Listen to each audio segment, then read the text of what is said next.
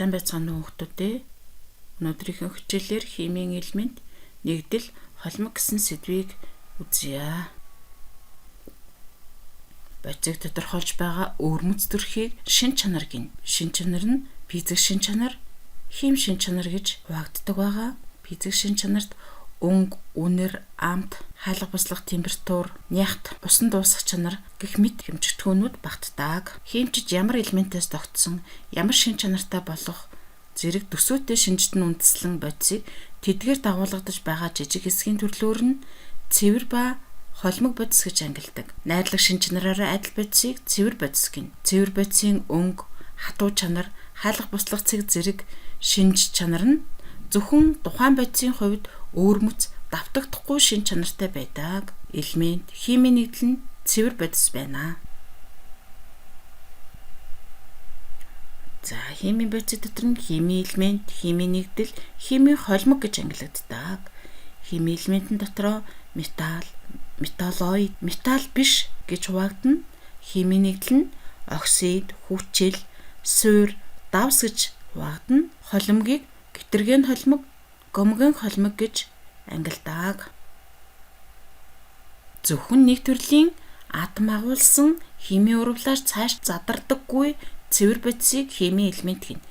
Элементийг шин чанараар нь бүлэглэн металл, металл биш, металлоид гэж ангилдаг. Металл нь металлын холбоогоор холбогдох ба талст оронд торын зангилаан дээр металлын ионууд байрлан тэдгээрийн завсраар валентийн давхрааны электронууд байрлаж чөлөөтэй хөдөлж байдаг. Металлын талст орон торыг харуулсан байна. Талст орон торын зангилаан дээр металлын ионууд байршиж түүний дундуур электронууд чөлөөтэй хөдөлж байдаг гэсэн. Металлын физик шин чанар нь металлын талст орон тортойгоо холбоотой. Металлын талст орон тор дахь чөлөөт электроны нөлөөгөөр металл захилгаан дулааныг дамжуулдаг байна. Металлын холбоонд ионууд нь талст орон торын зангилаан дээр байрлаж зөвхөн хэлбэлзэх хөдөлгөөн хийж нягт байрших тул нягт өндөр хайлах буцлах цэг ихтэй байдаг. Цэвэр металл нь үйлсэн, хатуу бүтцтэй цемент цэнийг ижил атомудаас тогтсон байдаг. Металлик гаднаас нь ямар нэг хүчээр үйлчлэхэд талст орон торын уюуд гулсан шилжих боловч металлын холбоо хэвээрэн байж гагцгүй металлын хэлбэр өөрчлөгддөг. Ийм учраас цэвэр металл хатуу чанар багтай зөөлөн давтагдах, сунгагдах шинжтэй байдаг. За металлын хим шинж. Хим шинж гэдэг бол тухайн бодисууд ямар бодистой харилцан үйлчлэх вэ гэдгийг илэрхийлдэг шин чанар байгаа. За металл ус болон усны ууртай харилцан үйлчлэн калий, натрий, кальц, магний зэрэг идэвхтэй металлууд нь хүйтэн устай харилцан үйлчиж металлын гидроксид ба ус төрөгчийг үүсгэдэг. Харин цэвэр, төмөр, цайр зэрэг металл нь хүйтэн устай уралд ордоггүй боловч усны ууртай уралд орж оксид ба ус төрөгчийн хийг үүсгэж мөн металл магнич энэ уралтай орно. За тэгэхээр үүсэж байгаа бүтээгдэхүүнүүд маань хоёр өөр байгаа. Хүйтэн устай идэвхтэй металлууд болохоор металлын гидроксидыг үүсгэдэг байх нь харин арай идэвх багтаа металлууд нь устай уралд ороод металлын оксид ус төрөгчийг үүсгэдэг. Магний хүйтэн устай орж ийн үү, усны ууртай орж ийн үү гэдгээс хамаарат хоёр өөр уралд ордог байх нэ. Хар тугалаг, зис, мөнгө зэрэг металл нь усны ууртай уралд ордоггүй нь урвалын идэх муутайг илтгэнэ. Хоёрдугаар хим шинж нь металл сулруулсан хүчилтэй харилцан үйлчлэх уралд орно. Металлын идэх үеийнэнд ус төрөгчөөс өмнө байрлах металлууд нь сулруулсан хөхрийн хүчил болон давсны хүчлийн усмалтай уралд орж металлын давс ба ус төрөгч хийг үүсгэдэг. За энэ уралыг бид нар бүгд мэдж байгаа. Харин идэвхийн игнэнээс хойно байрладаг зис, мөнгө, ус, алт зэрэг металлууд нь бол сулруулсан хүчилтэй уралд ордоггүй байх нэ. Металлын уралд орох идэвх хэдий ч нэ сайн байна. Металлын оксидыг задрал буюу металл үүсгэн ангижрах урвал түжээд чинээ муу явагддаг. Энэ шинжит нь үндэслэн металлуудыг ангижруулж гаргаж авдаг. За тэгэхээр иттэй металлууд натрий, калий, кальций, магний зэрэг металлын оксидууд ангижрах урвалд ордоггүй байх нэ. Нүрс төрөгчөөр ангижрахгүй байх. Цайр, төмөр, хар тугалаг, зис гэх мэт металлууд бол нүрс төрөгчөөр халаалтын дор ангижирдаг байх нэ. Мөнгөний оксид нь ангижруулагчийн нөлөөгүйгээр өөрөн аяндаа халаалтаар задардаг бодис юм аа. За дараагийн хэм шинж нь металлууд халах уралд ордог. Идэвхтэй металл нь идэвхгүй металлаа нэгдлээс нь төрдөг. Цайрыг зэсийн сульфатын уусмалтай уралд оруулахад энэ урал явагдав. Тэгэхээр эндээ эсэлтэй ангижрах урал явагдаж байна. Зэс бол ангижирч байна, цайр бол эсэлдэж байна. За дараагийн хэм шинж нь металлын оксидыг харилцан үйлчлэх урал. Идэвхтэй металл, идэх муутай металлтай харьцуулбал эрг цэнэгтэй ион үүсгэх хандлагатай учраас идэвхтэй металл нь идэх багтай металлынхаа оксидыг ангижруулнаа.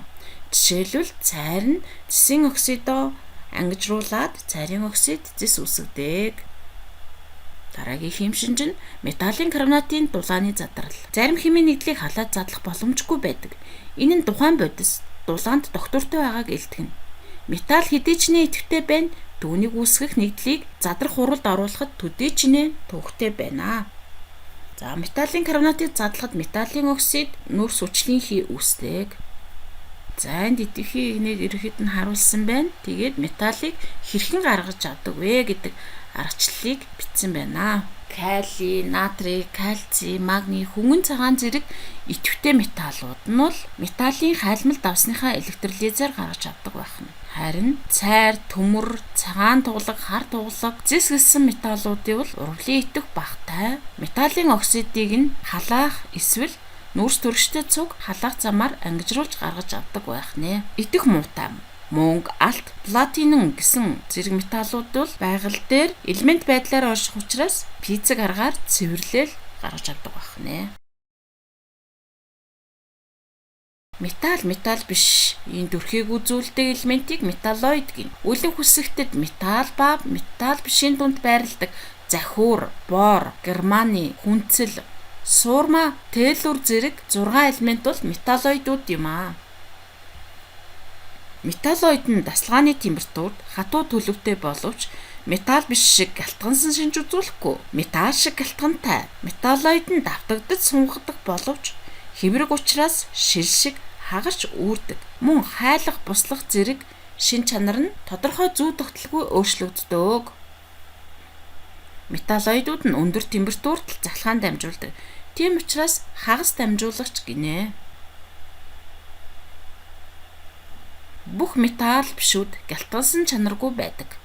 Хатуу төлөвт буй металл бишүүд нь металлыг бодвол ерөнхийдөө хэврэг бутрамтгай тул түүний хэлбэрийг өөрчлөхөд хэцүү. Гадны хүчээр үйлчлэхэд хагарч бутардаг. Металл бишүүд хатуу, шингэн, хийн төлөвтэй оршдог.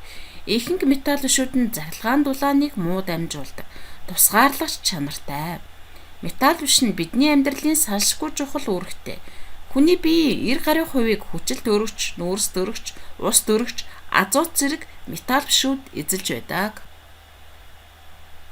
Элементүүдийн харилцан үйлчлэлээр үүсэх хоёр буюу түүнээс дээш төрлийн атомоос тогтсон молекулууд агуулсан цэвэр бодисыг химийн нэгдэл гинэ. За химийн нэгдлүүдийг оксид, хүчил, суур, давс гэж ангилдгийг бид өмнө нь үзсэн. Холимог гэдэг нь бол 20-оос дээш химийн бодисыг агуулсныг холимог гэнэ. Холимогийг дотор нь гомгон, гидроген гэж ангилахаас гадна механик, суспенс, уусмал гэж ангилдаг. Холимогийг бүрдүүлж байгаа бодисуудыг нүдээр ялган харах боломжтой холимогийг механик холимог гэнэ. Холимогийг бүрдүүлж байгаа нэг бодис дотроо нөгөө бодисын жижиг хэсгүүд дарахж үүсгэсэн булангартай холимогийг суспенс гэнэ. Уусмал дагуулгадж байгаа бодисууд нэгэн жигд холилдож ялгахдахгүй бөгөөд нэг бодис нь нөгөөдөө уусан байдаг. Уусмал нь бол гомгийн холимог юм аа. Та зураг дээр харсан байна. Илэс төмрийн уртс хоёрын холимог төмрийн уртсыг соронзоор ялгаж авчирна. Энэ бол механик холимогийн жишээ. За аянд улаан лолын шүүс байна. Энэ бол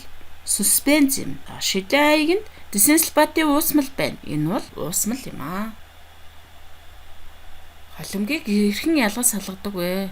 За гомгой холимогийг бол ууршуулах, талсжуулах, нэрх зэрэг аргаар ялгана. Гидроген холимогийг шүүх, соронцдох, тунгаах зэрэг аргаар ялгадаг.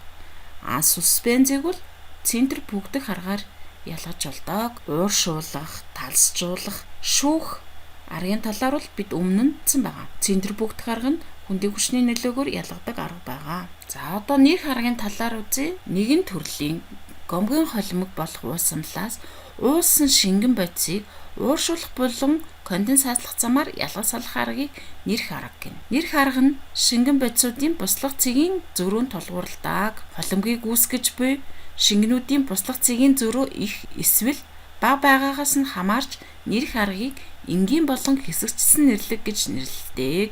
Буслах цэгийн зөрөө ихтэй шингэнүүдийг нэрх аргаар ялгаж салахыг энгийн нэрлэг гэнэ. Энэ зурагт үзүүлсэн байна. Энгийн нэрлэгт нь бол хөргүүрийг ашиглаад ялгацдаг арга. За буслах цэгийн зөрөө бага буюу харьцангуй ойролцоо шингэнүүдийг нэрх аргаар ялгаж салахыг хэсэгчилсэн нэрлэг гэдэг. Буслах цэгийн зөрөө багтай нэгдлүүдийг ялгадаг.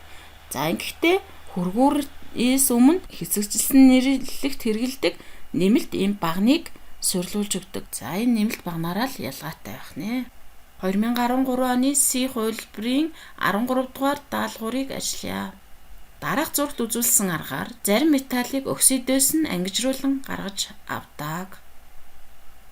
Энэ аргыг ашиглан ямар металлын оксидоос гарган авч болох вэ? Металлыг нь сонгоно гэсэн байна. Оксидыг нь халааж агаад ус төрөгчөөр ангижруулсан байна. Идэвхтэй металлуудыг бол электролизээр гаргаж авдаг гэж хэлсэн. Дунд идэвхтэй металлуудыг металлын оксидоос нь ангижуулж гаргаж авч болдог. За хариултаас металлуудаа харъя. Эндээс харахад бол калий, магний, кальций, хөнгөн цагаан бол идэвхтэй металлууд юм аа. Зис буюу Э хариулт нь зөв байх нь.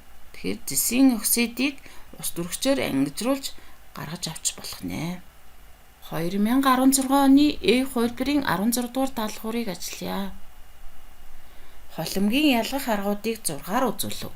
Тэдгээр аргын нэрсийг үсгэн тэмдэглэгээтэй харгалзуулна уу гэсэн байна. Тасжуулах, шүүх, нэрх, спектроскопийн арга, центр бүгдэх арга гэж өгсөн байна. За 6-аас харъя. P арга бол спектроскопийн арга байна. M арга бол хүндийн хүчний нөлөөгөөр холимгийг ялгадаг центр бүгдэх аргыг харуулсан байна. Q арга бол шүүх арга байна. L арга бол тасжуулах арга байна. N арга бол нэрх арга байна.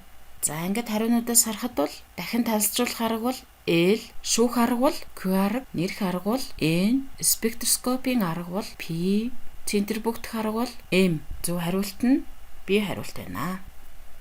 За хүүхдүүддээ амжилт хүсье, баяртай.